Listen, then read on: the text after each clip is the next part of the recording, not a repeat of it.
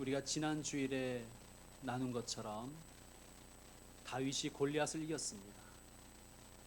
그런데 다윗이 골리앗을 이긴 것으로 끝난 게 아니라 이스라엘이 블레셋에게 대승을 거두게 되죠. 17장 51절 이하를 쭉 여러분이 읽어보시면 이번 인물 강해에서는 건너뛰는 본문들이 있습니다. 여러분 그 부분을 한번 읽어보세요. 읽어보시면 이스라엘 군사들이 블레셋 군사들이 도망가는 것을 끝까지 추격해서 블레셋 땅까지 가서 다 섬멸합니다. 그리고 전리품을 엄청나게 취합니다. 그리고 다윗도 상도 받고 다윗은 벼슬도 받았습니다. 그리고 6절 이하의 말씀을 보면 이제 승리의 퍼레이드, 개선 행진을 해오는데 각 지역을 이제 마을을 지나가겠죠. 이스라엘 마을마다 여인들이 나와서 춤추며 소고와 경쇠를 치면서, 여기서 소고라는 것은 탬버린이라고 생각하시면 됩니다. 경쇠라는 것은, 이게 경쇠의 그 히브리어를 보면 3이라는 숫자인데 아마 트라이앵글의 고대 버전 같습니다. 캐스터네츠나, 그러니까 이런 악기들을 연주하면서 환호를 하며 노래를 하는데 뭐라고 노래합니까? 사울이 죽인 자는 천천히요, 다윗이 죽인 자는 만만히로다. 자, 여러분, 이 엄청난 환호, 이 놀라운 승리의 퍼레이드에 없는 것이 하나 있죠. 오늘 본문을 비롯해서 17장 51절 이하부터 오늘 본문까지 여러분이 한번 읽어보시면 없는 것이 하나 있어요. 뭐가 없습니까? 하나님이 없어요. 하나님이 없어요. 그 기쁨의 시간에, 기쁨의 자리에 기쁨을 나누고 승리를 나누고 승리를 만끽하고 성과를 나누고 또 성과물을 나누는 그 놀라운 기쁨의 시간에 하나님이 없는 거예요. 하나님은 없고 온통 사람만 있습니다. 뭐 요나단이 다윗을 사랑했다, 이스라엘 여인들이 다윗을 더 높이 찬양했다, 이런 말들이 있는데 하나님을 향한 감사도 없고 하나님을 향한 영광 돌림도 없고 하나님을 향한 찬양도 없는 거예요. 여러분, 승리 이후가 더 위험한 것입니다. 하나님이 계시지 않을 때, 승리의 자리에 하나님이 계시지 않을 때 그 승리는 오히려 더 큰 위험이 되는 것입니다. 사울은 천천, 다윗은 만만. 여러분, 천천은 천 곱하기 천이란 뜻이에요. 사울은 천 곱하기 천 명을 죽였다는 거예요. 천 곱하기 천은 몇 명입니까? 100만 명이죠. 만만은 뭐냐면 만 곱하기 만이에요. 그럼 0이 8개가 붙죠. 그럼 몇 명입니까? 1억 명이죠. 말도 안 되는 과장법 아닙니까? 그런데 어쨌든 이것은 뭐 그만큼 믿을 수 없는 승리를, 엄청난 승리를 거두었다는 뜻이 아니겠습니까? 사울은 천천히요, 다윗은 만만히로다. 자, 생각해 보십시다. 사울은 천천히요. 사울이 뭐 한 일이 있어요? 그죠? 아무것도 한 일이 없잖아요. 물론 왕이니까 대표에서 찬양 받았겠죠. 대표에서 칭찬 받았을 것입니다. 그리고 또 생각해 보면 우리가 뭐 축구나 야구의 감독들한테 용병술 뭐 이런 얘기 하잖아요. 그죠? 용병술이 통했던 건 아닙니까? 어쨌든 간에 뭐 그래서 그랬다 치더라도 사울이 어떻게 했어야 됩니까?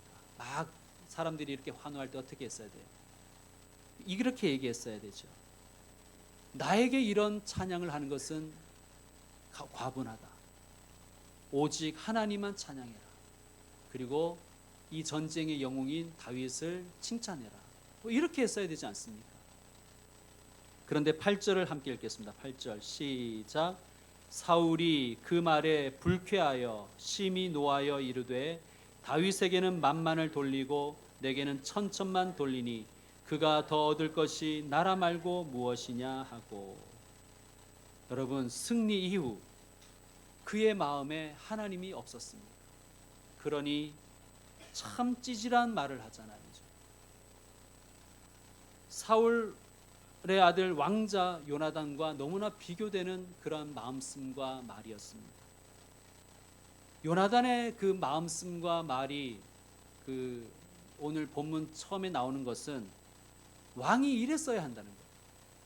왕이 이런 마음을 가졌어야 되고 왕이 이렇게 말하고 이렇게 행동했어야 한다는 것입니다. 사울이 이렇게 했어야죠. 내가 할 일을 다윗이 대신했다. 다윗이 영웅이다. 우리에게 다윗을 주신 하나님께 찬양 올리자. 왕으로서 그는 그렇게 얘기했어야 됩니다. 물론 인간인지라 다윗은 만만이요 사울은 천천히다 하는 그 소리 들으면 기분이 나쁘죠. 어떻게 그게 기분이 좋겠습니까? 불쾌할 수 있습니다. 근데 문제는 그가 심히 노했다는 거예요. 심히 노했다는 거예요. 왜 노했냐 하면 이게 그의 노함의 근거예요. 그가 얻을 것이, 다윗이 이제 얻을 것이 나라 말고 뭐가 더 있겠냐. 이게 불쾌했고 화가 치밀어 올랐던 것입니다. 왜 화가 납니까? 이 나라는 내 건데 라고 생각합니다. 여러분 우리 생각해 보십시다. 하나님이 왕의 자리를 사울에게 준 것이지 이스라엘 나라를 사울에게 준 게 아니잖아요. 그렇지 않습니까? 이스라엘은 영원히 하나님의 것입니다. 다만 이스라엘이 왕을 원함으로 하나님께서 허락하사 사울에게 왕의 자리를 주신 거예요. 하나님이 왕이신데 대신 하나님을 대신해서 이스라엘을 잘 다스리라고 주신 거예요. 여러분 그런데 사울은 나라도 왕위도 자기 거라고 생각해 버립니다. 성도 여러분, 하나님이 여러분에게 주신 것들이 있죠. 여러분에게 가정도 주셨고 능력도 주셨고 일자리도 주셨고 여러분에게 물질도 주시고 여러분에게 자녀도 주시고 여러분에게 교회도 주시고 직분도 주셨습니다. 여러분의 것이 아니에요. 여러분의 것이 아니라 다 하나님의 것인데 맡기신 거죠. 그러므로 우리는 주인이 아니라 청직임을 알아야 됩니다. 하나님, 저는 청직일 뿐입니다. 하나님이 맡기셨으니 충성할 뿐입니다. 여러분 청지기 의식 가지고 살아가시는 분들 되시기 바랍니다. 사울에게 청지기 의식이 있었다면 다윗에게 어른답게 가르쳤겠죠. 다윗아, 사람들의 이런 환호에 취하지 말아라. 도취되지 말아라. 이 찬양은 너와 내가 받아야 될 찬양이 아니란다. 이 찬양은 오직 하나님이 받으셔야 될 영광과 찬양이란다. 그리고 백성들에게도 말해야 되지요. 백성들아, 영광을 오직 하나님께만 돌리자. 왕은 그랬어야 되는 거예요. 왕이 그랬어야 되는 것입니다. 그리고 또 하나, 비록 인간인지라 시기심이 생기고 불쾌하더라도 생각이라는 걸 해봐야 됩니다. 성찰해봐야 되는 거예요. 이미 15장 24절에서 사울 왕은 사무엘을 통해서 이런 말을 들었습니다. 왕이 하나님의 말씀을 버렸으므로 여호와께서도 왕을 버리셨습니다. 이런 말을 들었습니다. 너무너무 아픈 말이죠. 그런데 그 두 절 건너뛴 16절에도 동일하게 또 똑같은 말을 들어요. 왕이 여호와의 말씀을 버렸으므로 여호와께서 왕을 버렸습니다. 28절에도 동일하게 말씀 듣습니다. 여호와께서 오늘 이스라엘 나라를 왕에게서 떼어 왕보다 나은 왕의 이웃에게 주셨나이다. 3번이나 들었어요.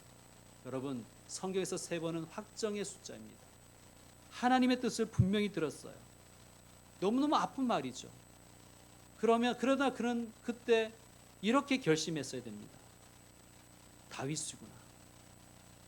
하나님이 말씀하신 새 왕은 다윗이구나. 아프지만 이제 나는 이 자리를 내려가야 되겠다. 왕의 자리를 내려놓아야 되겠다. 그는 그렇게 결심했어야 됩니다.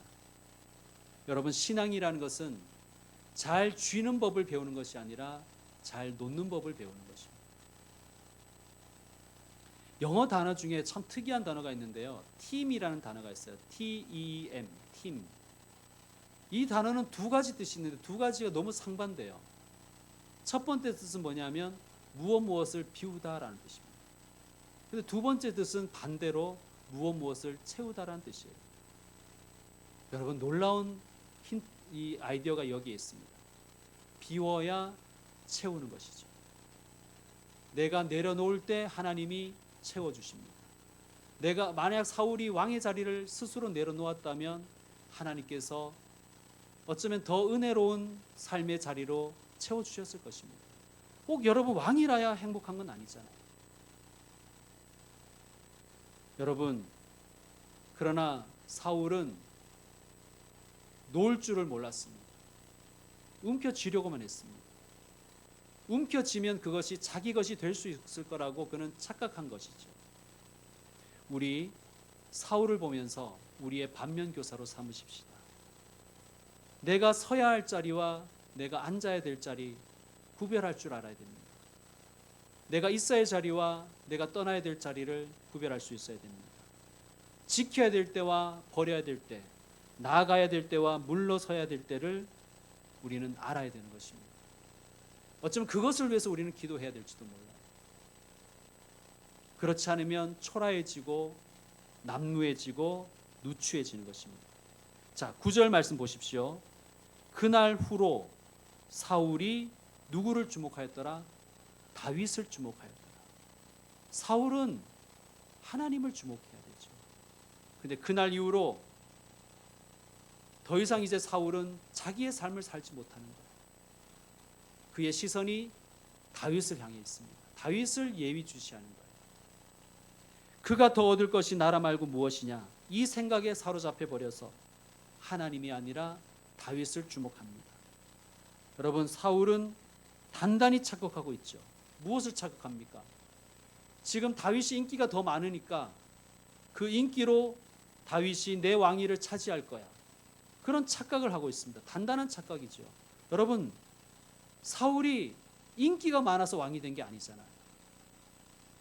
여러분, 사무엘상 9장부터 여러분이 쭉 읽어보시면 사울이 어떻게 왕이 되었는지 그 이야기가 나옵니다. 사울은 베냐민 지파였어요. 우리가 사사기 강의할 때도 살펴보았지만 사사기 후반부에 보면 이 베냐민 지파가 이상한 짓을 하는 바람에 베냐민 한 지파 대 나머지 11지파가 싸우는 내전이 벌어져 버렸습니다. 나머지 11지파가 너무너무 열을 받아가지고 베냐민 지파를 막 도륙해 버린 거예요.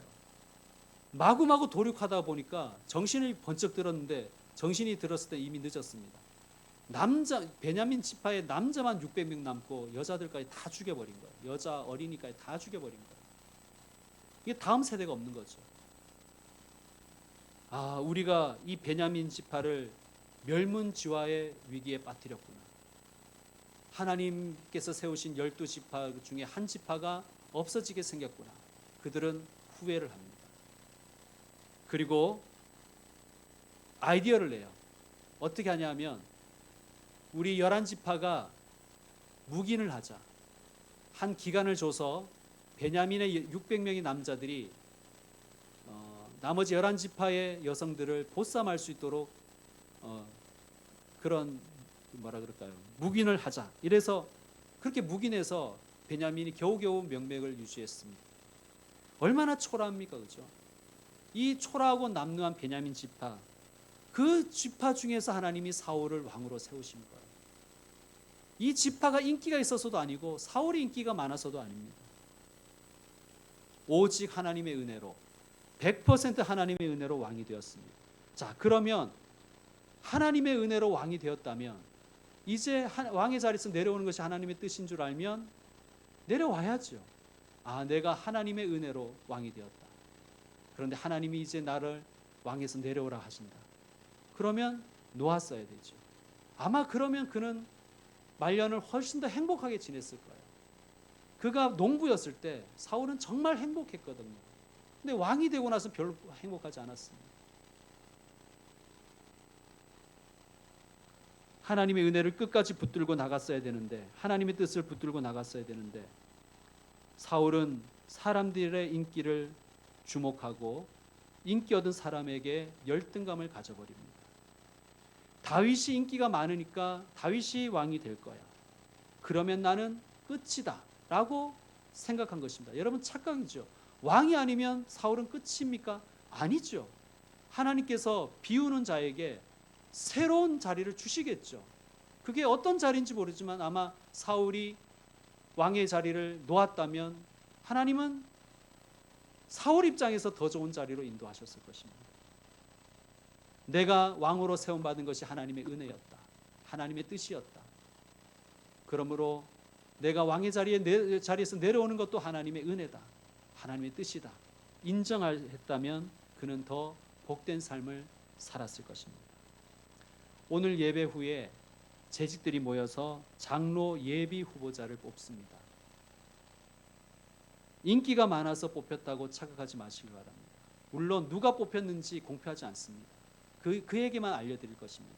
그래서 그분이 한 달 정도 기도하는 시간을 갖게 하기 위한 것입니다. 어쩌면 수락 여부를 떠나서 한 달가량의 시간을 하나님과 독대하는 시간을 갖는다는 것, 그 자체가 하나님의 은혜요, 하나님의 복이요, 하나님의 뜻이 아니겠습니까?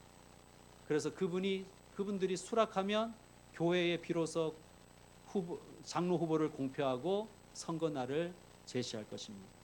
여러분, 뽑혔다고 해서 내가 사람들에게 인기 많아서 뽑혔다고 착각하지 마십시오. 하나님의 은혜입니다. 하나님의 뜻입니다. 반대로 뽑히지 않았다고 열등감 가질 필요도 없어요. 뭐 시기심 가질 필요도 없어요. 여러분, 그 자리로 가지 않게 하신 것도 하나님의 은혜일 수 있어요. 하나님의 뜻일 수 있습니다. 여러분, 우리가 뽑히든지 뽑히지 않든지 다 하나님의 뜻으로, 하나님의 은혜로 받아들일 수 있는 그러한 교회, 그러한 성도들 되시기를 소망합니다. 많은 사람들이 열등감에 빠지고 불안해하는 이유가 뭐냐 하면 사람만 주목하기 때문입니다. 하나님을 바라보지 않기 때문입니다. 내 존립의 근거가 사람에게 있다고 생각하는 거예요. 사람들이 나를 어떻게 보느냐, 이게 너무너무 중요한 거예요. 사람들에게 얼마나 인정을 받느냐, 그것이 나의 존립의 근거라고 생각하는 거예요. 사람이 인정해주면 기쁨이 넘치고, 인정 안 해주면 열받고 불안해하고 또 넘어지는 것이죠. 여러분, 그렇다면 생각해 보십시다. 과도한 욕구, 인정 욕구는 어쩌면 불신앙일지도 모르겠습니다. 왜?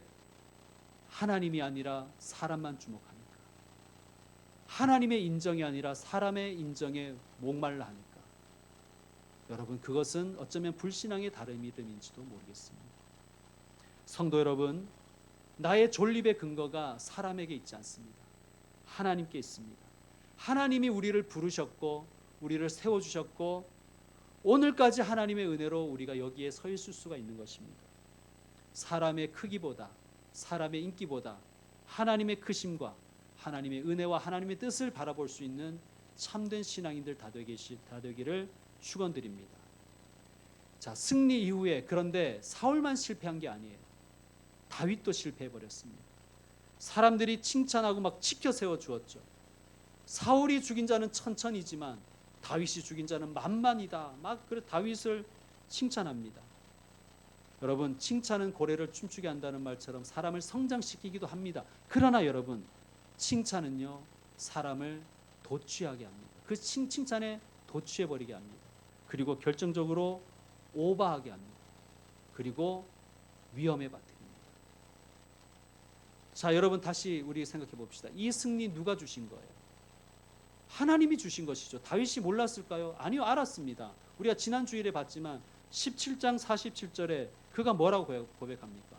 전쟁은 여호와께 속한 것인즉 그가 하나님께서 너희를 블레셋을 우리의 손에 넘기시리라.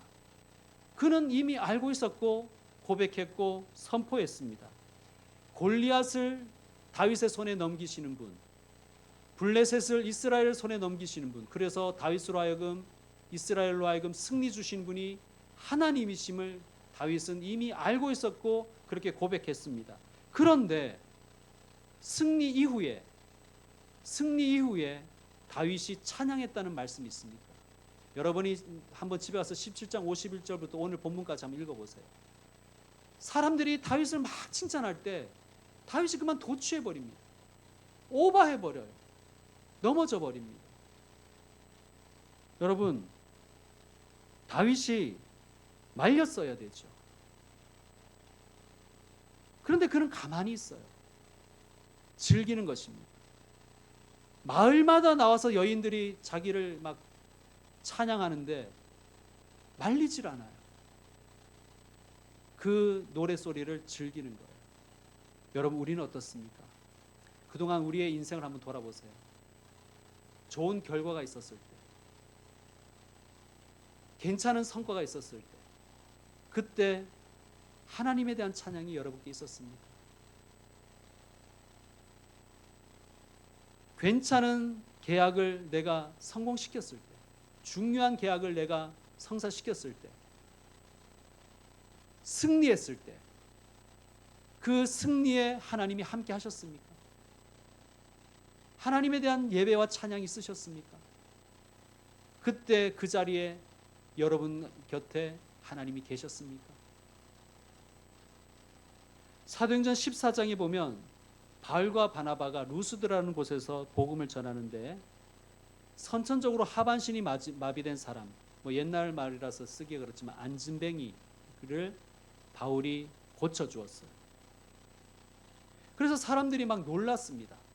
그래서 막 뭐라 그랬냐면 신들이, 즉 그리스의 신들이 사람의 형상으로 내려왔다라고 막 찬양하면서 바나바는 제우스고 바울은 헤르메스라고 막 찬양했습니다. 심지어는 그 그리스 신들의 제사장이 와가지고 제우스 신 제사장이 와서 소를 바치고 화환을 걸고 막 절하고 제사를 드리려고 했어요. 그러니까 바나바와 바울을, 그러니까 살아있는 신이다 뭐 이래가지고요. 그때 바나바와 바울이 어떻게 했습니까? 그때 옷을 찢고 무리 가운데에 뛰어들어가서 막 소리를 질렀습니다. 여러분이요, 이렇게 하면 안 된다. 우리는 당신들과 성정이 같은 인간일 뿐이다. 그런데 어떻게 이렇게 헛된 일을 하느냐? 우리가 여러분에게 복음을 전한 것은 이런 헛된 일을 버리고 천지와 바다와 그 가운데 만물을 지으시고 살아계신 하나님께만 영광 돌리고 하나님께 돌아오게 하기 위함이다. 그렇게 선포했습니다. 다윗도 그랬어야 되는 거예요. 다윗도. 누가복음 17장에 보면 10명의 나병 환자가 나병을 치유받는 이야기가 나옵니다. 예수님이 고쳐주신 것이죠. 그런데 특이하게 고쳐주셨습니다. 예수님이 그 자리에서 고쳐주신 게 아니라 너희 몸을 가서 제사장에게 보이고 보여라. 그렇게 이제 예수님 말씀하셨어요. 근데 10명의 나환자들이 제사장에 가는 도중에 자신들의 몸이 치유되었다는 것을 깨달은 거예요. 자, 그래서 어떻게 되었습니까? 9명은 그냥 막 너무너무 좋아서 가족들에게 갔겠죠. 너무 보고 싶으니까. 또 뭐 친구 만나러 갔을 수도 있고, 아니면 자기 나병 걸렸을 때 자기를 핍박하고 쫓아냈던 마을 사람들에게 갔을 수도 있겠죠. 어쨌든 예수님께 다시 돌아와서 예수님께 감사의 인사를 올리고 예수님을 경배한 사람은 사마리아 출신 나병 환자 딱 한 사람밖에 없었습니다. 그때 예수님이 뭐라고 하시냐면 이렇게 하십니다. 그 9은 어디 있느냐? 예수님이 물으세요. 그 9은 어디 있느냐? 왜 물으셨을까요? 섭섭해서? 괘씸해서? 아닙니다. 예수님이 없는 치유는, 예수님이 빠진 승리는 질병보다 나병보다 더 위험하기 때문입니다. 치유 이후 예수님께 돌아와야죠. 왜 예수님이 치유를 주셨습니까? 예수님께 돌아오라고 치유를 주신 거예요. 자, 예수님께 돌아온 그 나 환자에게 예수님이 이렇게 말씀하십니다. 너의 믿음이 너를 구원하였도다. 나머지 9은 병은 치유받았을지 모르지만 그들은 결국 죽었겠죠.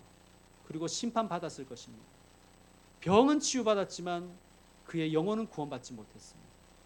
오직 한 사람, 치유 이후 예수님과 함께한 사람만이 그가 치유도 받고 구원도 받은 것입니다. 여러분, 치유보다 치유 이후가 더 중요합니다. 승리도 중요하지만 승리보다 승리 이후가 더 중요한 거예요.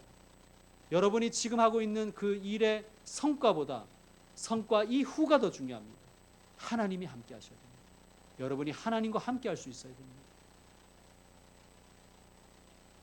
그렇지 않으면 그 성과, 그 결과, 그 기쁨, 그 승리가 위험한 성과가 될 것이고 위험한 결과가 될 것이고 위험한 승리가 되고 말 것입니다. 요즘에 투자가 붐인데 투자하는 사람들 말을 들어보면 투자에 성공했을 때 어떻게 해야 되냐 하면 위험을 해지해야 된다 그러더라고요. 위험을 해지해라. 그러니까 해지한다는 것은 위험을 분산시키라는 거죠. 위험을 해지하지 못한 사울은 이후에 미쳐 날뛰지요. 왕의 역할을 하지 못합니다. 그리고 이스라엘이라는 이 나라는 내란에 휩쓸려 버립니다. 내전에 휩쓸려 버립니다. 위험을 해지하지 못한 다윗 역시 이후 10년 동안 광야와 외국으로 떠도는 생활을 할 수밖에 없습니다. 물론 이것이 하나님의 훈련의 시간이긴 하지만 어쨌든 다윗이 위험을 해지하지 못했기 때문에 10년간의 광야와 외국으로 떠도는 생활을 할 수밖에 없었습니다. 여러분, 승리 이후 하나님과 함께하는 것이 중요합니다. 사람의 인기에 너무 집착하지 마시기 바랍니다. 그러면 승리 이후 위험을 어떻게 해지할 것인가? 위험을 어떻게 해지해 갈 것인가? 첫째, 하나님께 영광을 돌리는 훈련을 하십시오. 따라합시다. 하나님께 영광 돌립니다. 여러분, 이 말이 여러분의 입술에 항상 있어야 됩니다. 하나님께 영광 올려드립니다. 하나님 영광 받으시옵소서. 하나님께 영광 돌려드립니다. 특별히 어떤 성과가 있었을 때, 좋은 결과가 있었을 때, 승리했을 때 여러분의 입술에서 하나님께 영광 올려드립니다. 이 고백이 있기를 소망합니다. 요즘에 이런 표현들을 많이 쓰더라고요. 전생에 나라를 구한 사람, 전생에 나라를 구한 사람. 심지어 크리스천들도 이 말을 쓰더라고요. 여러분, 농담이라도 그런 소리는 입 밖에도 내지 마십시오. 전생에 나라를 구했다는 건 없습니다. 우리 일단 전생은 없습니다. 그 뿌리 자체가 너무나 교만한 거예요. 우리는 늘 이렇게 생각합니다. 내가 지금 거둔 성과, 내가 지금 얻은 결과, 이 승리는 나의 업이다, 나의 덕이다, 나의 공로다라고 생각해 버리는 거예요. 여러분, 아닙니다. 하나님의 은혜입니다. 100% 은혜입니다. 여러분, 말을 해야 우리의 이 사고방식이 바뀌는 거예요. 하나님께 영광 올려드립니다. 하나님이 하셨습니다. 하나님 감사합니다. 하나님 대단하십니다. 하나님 칭찬합니다. 여러분, 하나님께 영광 올려드리는 분들 되시기를 바랍니다. 그래야 승리 이후의 위험을 해지할 수가 있습니다. 두 번째는 여러분께 사명이 있음을 여러분은 기억하셔야 돼요. 왜 내게 승리 주셨나? 왜 내게 그 성과를 주셨나? 왜 나를 진급하게 하셨나? 왜 나를 성공하게 하셨나? 왜 나로 하여금 그 결과를 얻게 하셨나? 하나님의 사명이 있다는 거예요. 넷플릭스에 지정 생존자라는 드라마가 시리즈가 있었습니다. 지금도 있는지는 모르겠어요. 저는 시리즈 1을 아주 감명 깊게 봤는데 소문에 전 보지 않았지만 2, 3는 별로라 뭐 그런 얘기가 있습니다. 어쨌든 시리즈 1이 참 괜찮았습니다. 미국의 제도 가운데 이런 제도가 있대요. 지정 생존자라는 제도가 있대요. 즉 대통령과 행정부의 수반인 장관들이 전부 한 자리에 모이면 안 된다라는 법이 있대요. 그럼 이해가 되죠? 미국의 대통령과 행정의 수반인 장관들이 한 자리에 있다가 테러, 사고, 폭격 등으로 한꺼번에 죽으면 국정이 마비가 되잖아요. 미국 국정만이 아니라 세계의 어떻게 보면 정치가 문제가 될 수가 있습니다. 그래서 장관 가운데 한 사람을 지정해서 너는 거기에 같이 있지 마라고 한다고 합니다. 그렇게 해서 톰 커크만이라는 사람이, 이 사람이 장관인데 사실 뭐 별로 영향력이 없는 장관이에요. 이 사람이 지정 생존자로 지정되어서 혼자만 집에 남아있게 되었습니다. 대통령이 미 의회에 가서 연설하는 도중에 테러가 발생해서 대통령과 모든 참석한 장관이 다 죽어버렸습니다. 그래서 대통령이 될 자격도 없고 대통령이 될 마음도 없고 의지도 없던 이 커크만이 백악관으로 들어가는 이야기입니다. 대통령이 되어서 얼떨결에 대통령이 됐으니까 얼마나 어울리지 않았겠습니까? 뭐 좌충우돌하는 이야기도 있고 또 그러면서 문제도 해결하는 그런 드라마입니다. 생각보다 재밌습니다. 시즌 1만 재밌어요. 2, 3는 제가 모르겠습니다. 그런데 그 드라마에서 제가 제일 기억에 남는 대사가 있어요. 야당 지도자가 이 지정 생존자인 커크만에게 이런 말을 했습니다. 당신같이 운 좋은 사람이 해야 될 일이 있는데 그것이 뭔지 아시냐? 그런 말을 합니다.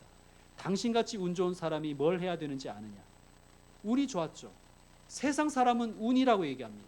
그러나 우리는 운이라고 얘기하지 않죠. 우리는 하나님의 은혜라고 얘기합니다. 당신같이 운 좋은 사람이, 당신같이 은혜 받은 사람이 뭘 해야 되는지 아느냐? 그 야당 지도자가 이렇게 말합니다. 갚아 나가야 된다. 갚아야 나가야 되는 것입니다. 이렇게 얘기하는 거예요. 너무너무 가슴에 와닿았습니다. 성도 여러분, 하나님께 은혜 받았습니까? 하나님께 은혜 받았음을 인정하십니까? 그러면 갚아 나가시는 분들 되시기 바랍니다. 그것이 우리의 사명입니다. 물론 다 갚을 수 없겠죠. 뭐 100만 분의 1인들 갚을 수가 있겠습니까? 그러나 갚을 수 없다고 해서 손 털고 모른 척하는 것이 아니라 내게 은혜 주셨으니 정말 10만 분의 1이라도 100만 분의 1이라도 아니 억만 분의 1이라도 내가 갚아가겠습니다. 그런 마음으로 살아야 될 줄로 믿습니다. 우리가 오늘 부를 결단의 찬양의 가사를 한번 보십시오. 자, 이렇게 되어 있습니다. 나 표현 못해도. 여러분, 우리가 하나님의 은혜를 어찌 다 표현할 수 있겠습니까? 그러나 어떻게 해야 됩니까? 표현하리라.